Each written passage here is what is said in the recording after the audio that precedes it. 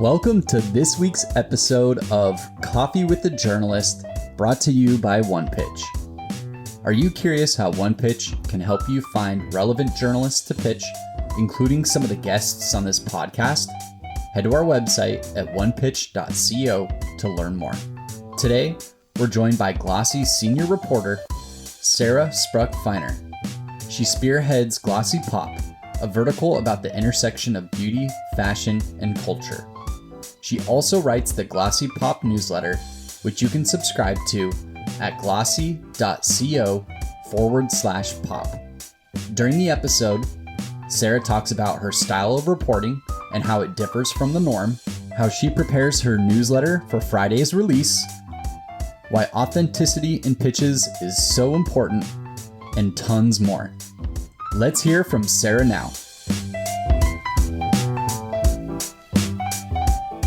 Welcome, everyone. This is Coffee with a Journalist. I'm Beck Bamberger, and we talk to journalists on this show about what they like, what they don't like, all their favorite publicist friends and maybe frenemies, all the good stuff there. And we learn a lot on this show. And particularly, we got someone really fun for today because Glossy Pop is here. We've got senior reporter who is Sara Spruch-Feiner. She's here live with us. Coming from where, Miss Sara? New York? Yeah, New York City. Excellent. The best city in the world, might I say. We're happy to have you here. How's it going? Good. Thanks for having me. Yes. Real quick, Sara, maybe people aren't as familiar, so we even like to ask all types of people, how would you describe Glossy Pop? Yeah, of course. So for many people who know Glossy is a trade publication that reports on the intersection of business and beauty or business and fashion. And I joined the team just over 2 years ago to sort of spearhead the launch of Pop, which is a vertical all about the intersections of culture and beauty and culture and fashion.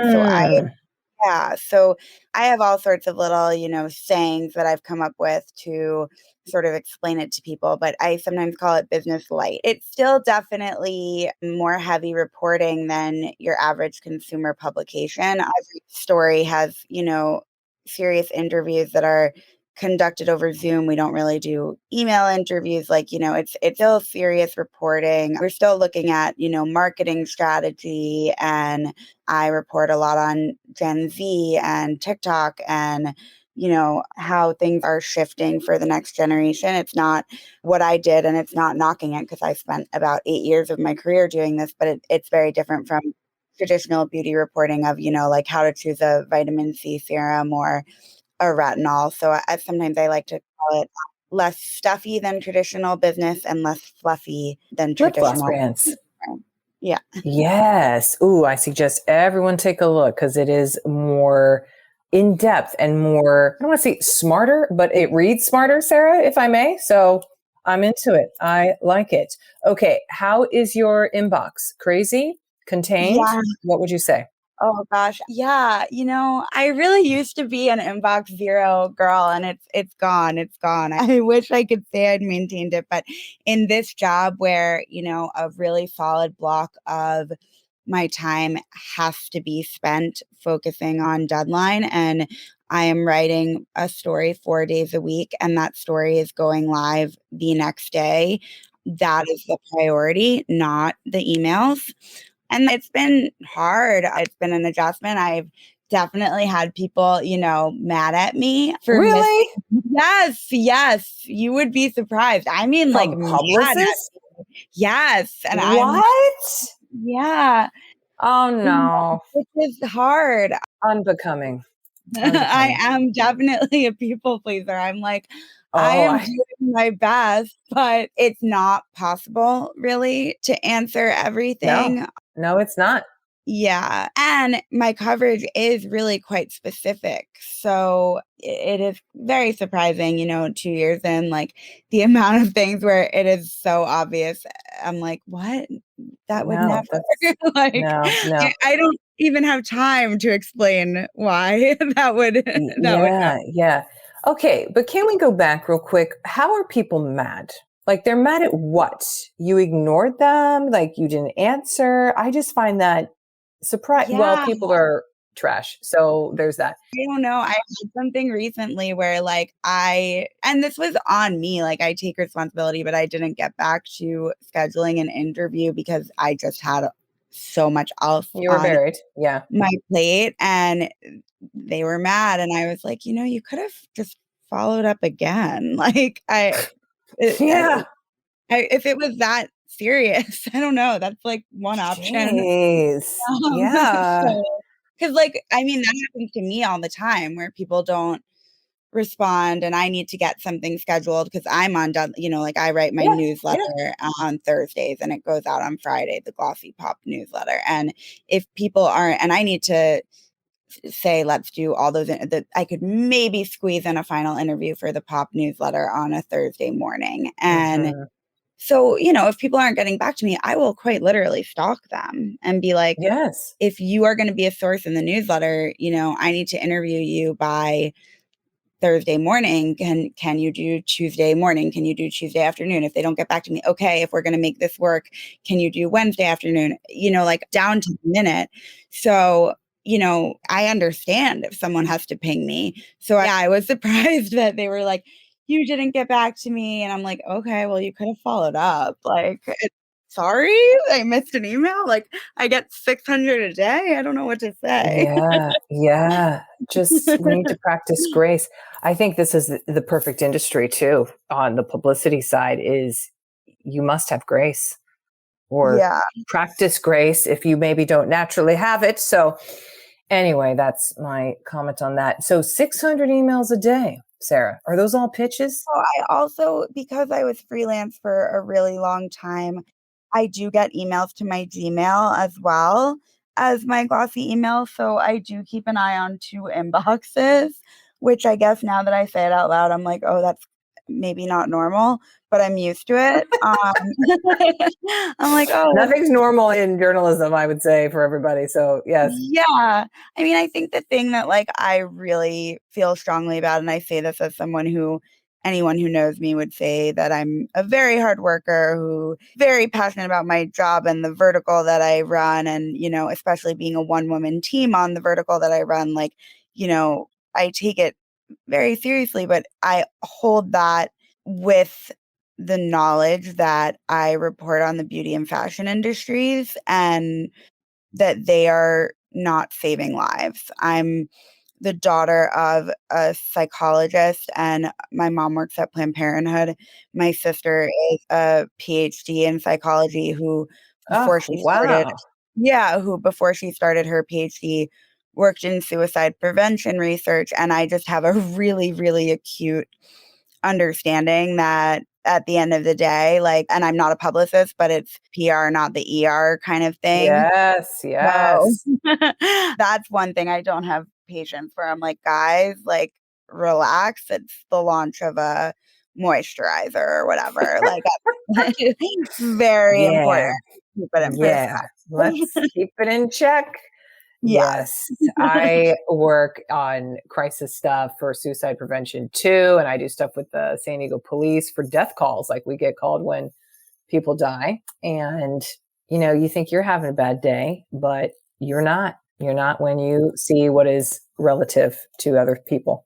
So great point of perspective, Sarah. Okay.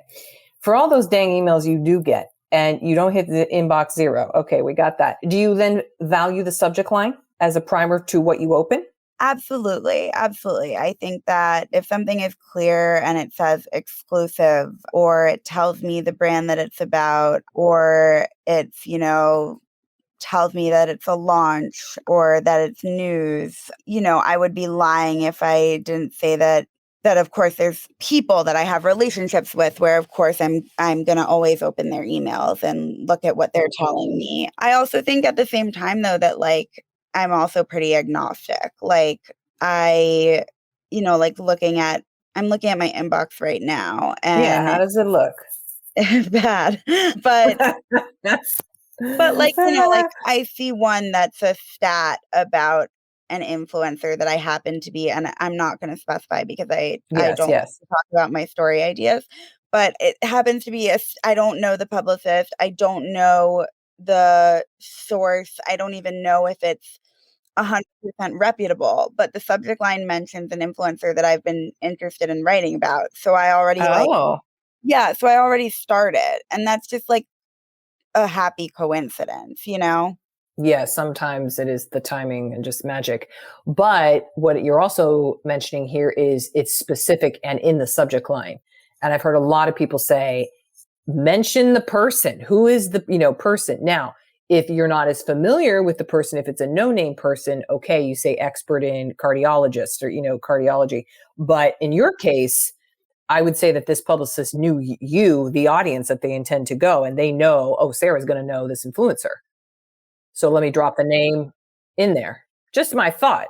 No, totally. I mention the person. I think, for again, like it is surprising how many pitches I get that, seem to pitch me like I do write traditional consumer stories. And so even though it's surprising to me that I have to say this, like, know who you're pitching, know what they write about, like, know that I write, these sort of business light stories, that I write about influencer culture and social media and how brands are, working within these new frameworks of new, whether it's TikTok or, we look at like when Be Real was really big last summer, like those are the things that I report on. I definitely do look at things like exclusivity, like Glossy. We don't typically cover things if we're not going to cover it right at the time that it's launching. So yeah, like if it's an exclusive, like, yeah, put that in the subject line, like tell me that kind of thing and make it so that I'm not, digging in my inbox for it, for sure. Mm-hmm. No one wants that. Yes. Today's interview will continue after this brief message brought to you by OnePitch. Are you curious to learn about the unique ways OnePitch helps brands engage with the right journalists? Head to onepitch.co and create your own custom media list in 5 minutes or less. Now back to today's episode. You mentioned in that other pitch there, oh, you don't know the publicist, but the other ones you do know you're going to open their emails. So if people do not have a relationship with you, what is one way or a few ways they can establish one? Oh, absolutely. I think, like if it's not, and this is such a hard line to toe, and I appreciate that. And I don't want to sound like I'm saying like, do this, but also like make it sound authentic. Like, I think if you can show that you've like actually read our stories and are familiar with the vertical, then that does go a long way. And I think that sometimes, it's like sometimes though, it can kind of backfire. If it's like, I read this story on blah, blah, blah, and you're just like, it feels very like they literally just went to like your author page and picked the most recent story and like hyperlinked it. So again, like I know that sounds kind of like double-edged sword. I think there does have to be some authenticity to it. And I know that's hard. I really do appreciate that that's hard and that publicists are, trying to keep up with a lot of different writers and their work. But again, pop and my vertical is so specific that for better or worse, I really can tell. Yeah, So exactly. so I think it does kind of have to be authentic, but when it is, then yeah, I mean that goes a long way of just, of someone actually knowing what I cover and pitching accordingly. Mm-hmm. And since you are in New York City, capital of the world, do you ever want to go to like a coffee, a walk, a happy hour, anything like that? Yeah, so I definitely go to events. I go to a lot less than I used to, Things 10 have years changed. ago. Yeah, and I'm older. I'm What, I'm 31? Oh, I'm tragic. I'm 32. See? And in beauty though, like a lot of the events are like, I'm with you in that category. So yeah.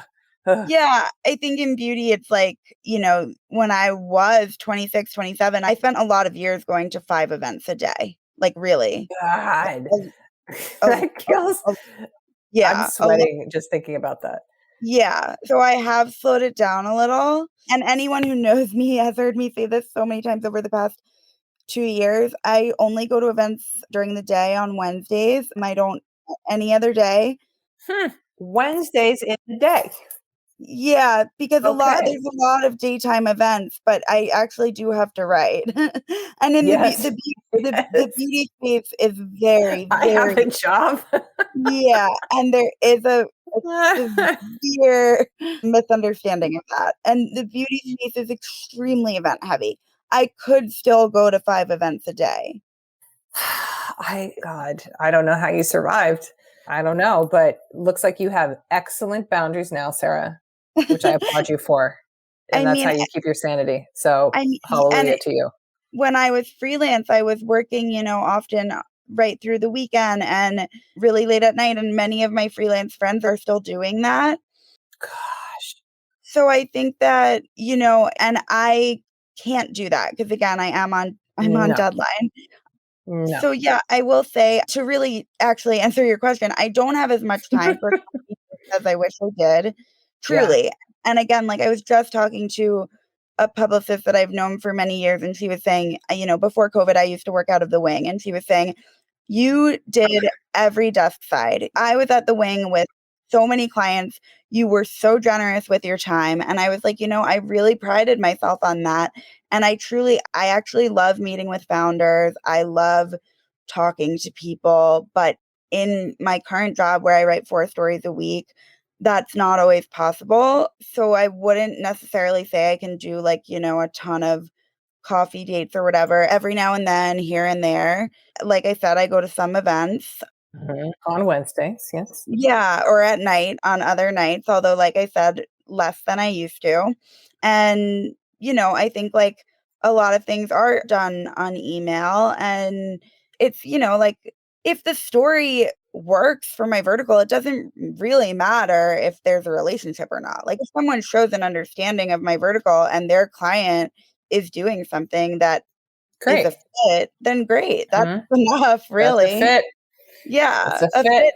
a fit is a fit, and a story is a story. So Yeah. Sarah, I have a quick little rapid fire question session for great. you. Are you ready? It's Yeah, very quick. Here we go. Video, phone, or in-person interview? video. Why is that? Well, I think that I can't do in person. I don't have time, Yes. and I would be like literally running around the city all day. It's not Yeah. realistic.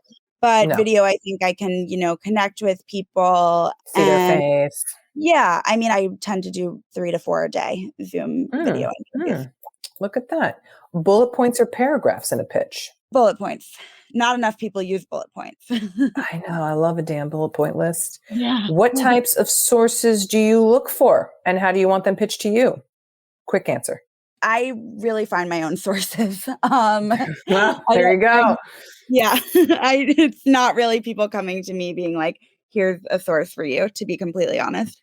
Mm-hmm. Images attached or Dropbox zip file? Attached. Attached. And any why on that? I hate Dropbox, just Me personally. too. Me too. I'm dealing with it right now. And I'm like, wait, I got to log into this. Oh, I don't have enough storage. And then Oh, they expire, no. and then I'm like no, writing to them, like, the image No. expired. That's a waste of both of our time. Oh my It is. God, that It is such is. a waste of time. I'm on the same page with that. All right. Last words, Sarah. You have anything you want to promote, discuss, emphasize, talk about? Yeah. What you got? Pop has so many exciting things going on. I mean, there's the Pop newsletter, which you can sign up for at glossy.co/newsletters. And then Sign up. once a month, starting only 3 months ago, the Glossy Beauty podcast, there's a special Pop edition. So so we've had Vanessa Hudgens, Molly Sims. Hey, some names. Yeah. And I'm recording the 4th episode today, actually. Hey, wow, look at you, double podcasting today. Yes, double podcasting, going from interviewee to interviewer. So There you go. big exciting things happening at Glossy Pop.